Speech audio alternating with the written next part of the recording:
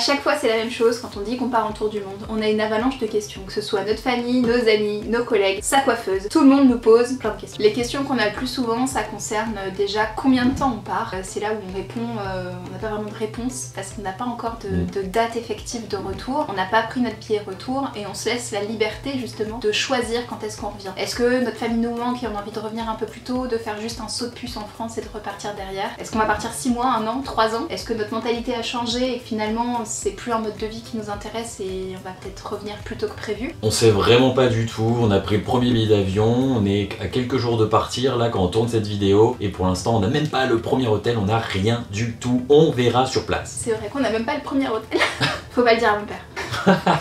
Ensuite, en fait, ce qui revient très souvent comme question, c'est de connaître notre itinéraire. Pour ça, je te laisse cliquer sur la petite fiche qui s'affiche à l'écran ou tu pourras voir à la fin de la vidéo, dans la description de la vidéo. Une autre question qui revient très vite et très souvent et qui est très anxiogène pour énormément de personnes, c'est quel budget on prépare pour un tour du monde? Ouais, je pense que toi aussi tu te la poses si tu regardes cette vidéo. C'est compliqué, c'est très compliqué à budgétiser ça. Nous, faut savoir qu'on a 1 an d'expérience, on a vécu 1 an en Nouvelle-Zélande, on avait acheté un van sur place, on avait fait le tour du pays, on avait fait plein de choses. On était parti avec un budget de 10 000 euros. 10 000 euros chacun. Et on est revenu, on avait utilisé, on va dire, à la grosse 8 000 euros chacun. Pour ça, je te laisserai voir aussi une petite vidéo sur notre budget complet, que ça soit... nos dépenses et comment on a utilisé justement cet argent. Donc c'est pour ça que avec cette expérience en Nouvelle-Zélande et ce qu'on a vu sur internet, en fait on a budgétisé notre tour du monde à 20 000 euros par personne. Pour ces 20 000 euros là, on a pris en compte le prix des visas, des billets d'avion, l'achat potentiel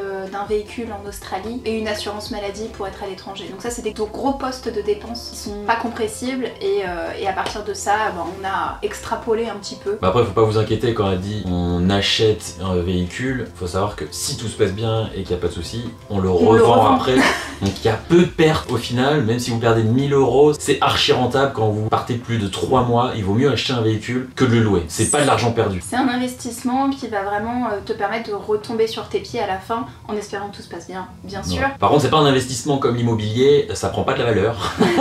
Non, sache-le.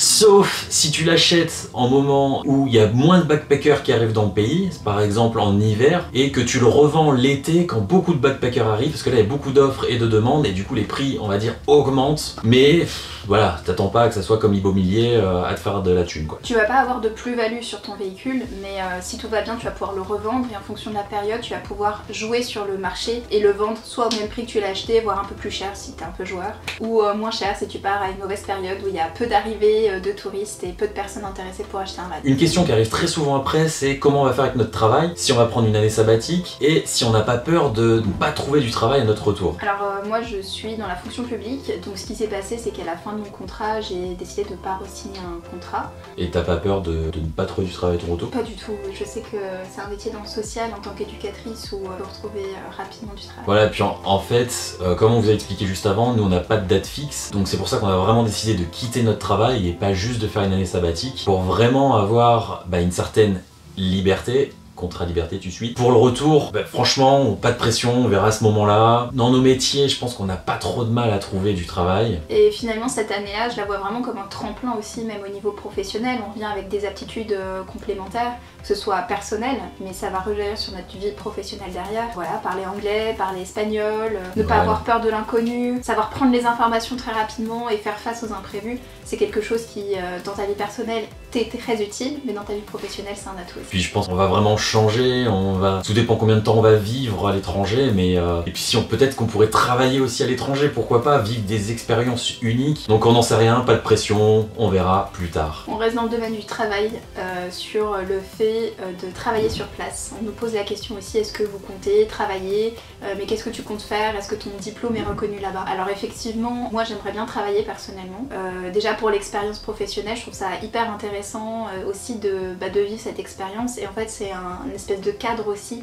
qui à un moment moi me manque à l'étranger. Ce métro boulot dodo, ça permet de recaler ce rythme et de repartir boosté psychiquement et financièrement. Ouais, après je pense que niveau vraiment vrai travail, ça sera que dans certains pays. Potentiellement l'Australie où là on pourra prendre un PVT, c'est le permis vacances travail qui vous permet, je résume, de rester 1 an et de travailler vraiment. Et potentiellement, sous certaines conditions. Et potentiellement le Canada. Le reste à mon avis ça sera pas du travail, ça sera plutôt ce qu'on appelle du LPX. c'est quelque chose qui nous a beaucoup plu à tous les deux. On a vécu vraiment des expériences géniales avec des gens dont on se souvient encore maintenant. Ouais, c'était vraiment qui nous ont vraiment marqué. C'était vraiment ouf, et ça vous permet en fait de travailler contre de la nourriture et le logement. Vous travaillez en fait seulement 4 heures par jour et vous vivez avec les gens, donc vous vivez locaux, vous échangez avec eux, vous mangez avec eux. Enfin, l'expérience est unique, on en a fait une dizaine de LPX. Si vous voulez découvrir un petit peu plus sur cette expérience de voyage tout en travaillant pour économiser un maximum, je te laisse cliquer sur ce lien, où je le mettrai dans la description, où tu verras toutes nos anecdotes et je vous explique le concept de LPX. Bah, tu pourras voir nos anecdotes comme qu'on a participé à créer une maison de hobbits, ou alors on avait fait aussi, on s'était occupé de 7 chihuahuas, c'était vraiment ouf. On a travaillé dans un bed and breakfast qui était accessible uniquement par bateau, ouais, avec des petits bungalows perdus dans la nature,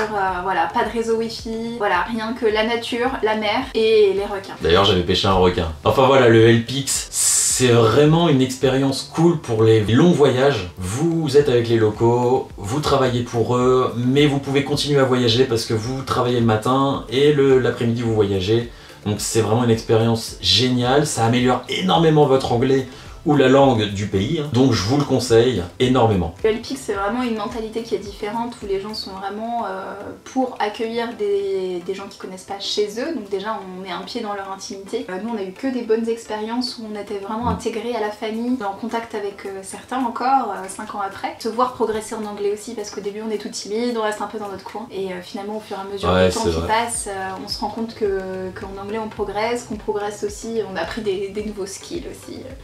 Construire une maison de hobbit, on ne savait pas faire des briques. Benjamin peut construire des briques en terre maintenant. J'ai créé des briques quoi. Et donc ce qui est vraiment intéressant aussi avec le LPX, c'est que c'est vous qui choisissez pour postuler sur certaines annonces. Donc ça peut être vraiment hyper diversifié. Si quelqu'un n'est pas du tout bricolage ou ferme ou quoi que ce soit, aime les animaux, il y a vraiment des choses complètement différentes. Ça va aller de construire une maison à de la peinture, à garder des enfants, faire de la cuisine. On vous laisse vraiment aller regarder cette vidéo, je vous explique tout en 10 minutes. Une autre question qui arrive souvent, c'est sur notre logement et nos affaires personnelles. Comment on fait, sachant que nous on est propriétaires? Alors c'est tout bête. Vous avez besoin d'argent, vous vendez le maximum de choses, tous vos meubles, tous vos affaires, etc. qui vous servent à rien. L'électroménager, ça peut pas être stocké pendant des années, enfin vaut mieux éviter. Vendez tout et le reste, vous le stockez quand vous avez de la chance et que vous avez un papa et une maman géniale d'Anaïs qui peut stocker nos cartons. Voilà, super. Merci à vous en tout cas, Gilles et Sandrine. Encore un grand merci. Ce qui nous permet en fait de voyager tranquillement. Comme je vous l'ai dit, nous on est propriétaires, donc on a dû mettre en location notre logement. Ça a été un petit peu difficile psychologiquement parce que c'est une charge en plus, on va pas se mentir, ça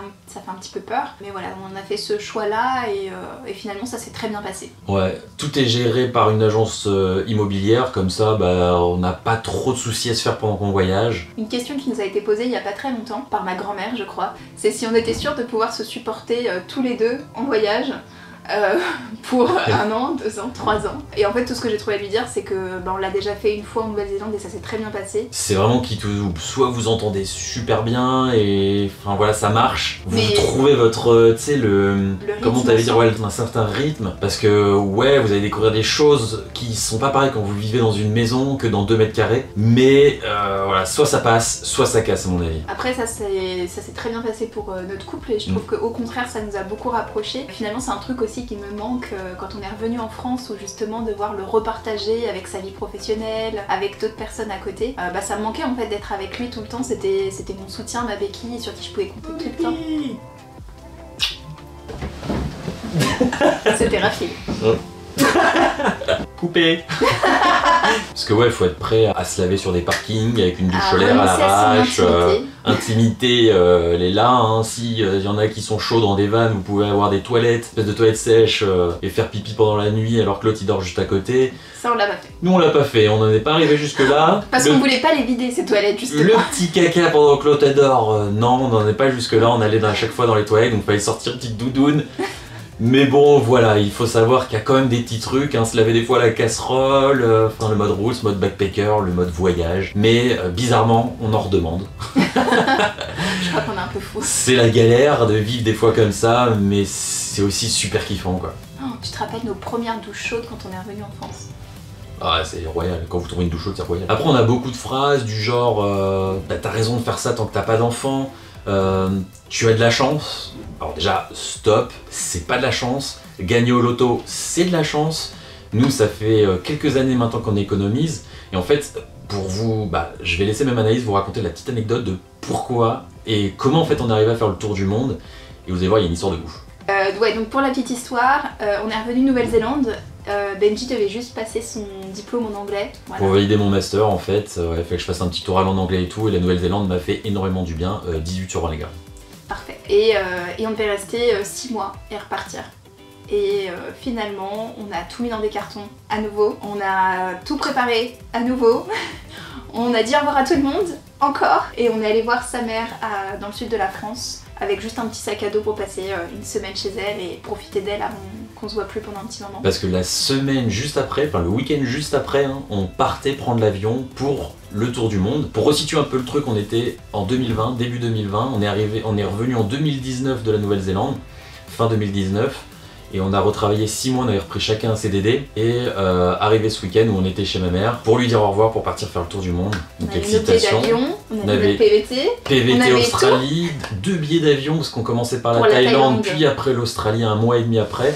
On avait tout. Enfin tout. On avait bien commencé. Nos 2 premières destinations. On avait déjà entamé quoi, 1500 € au moins la totale.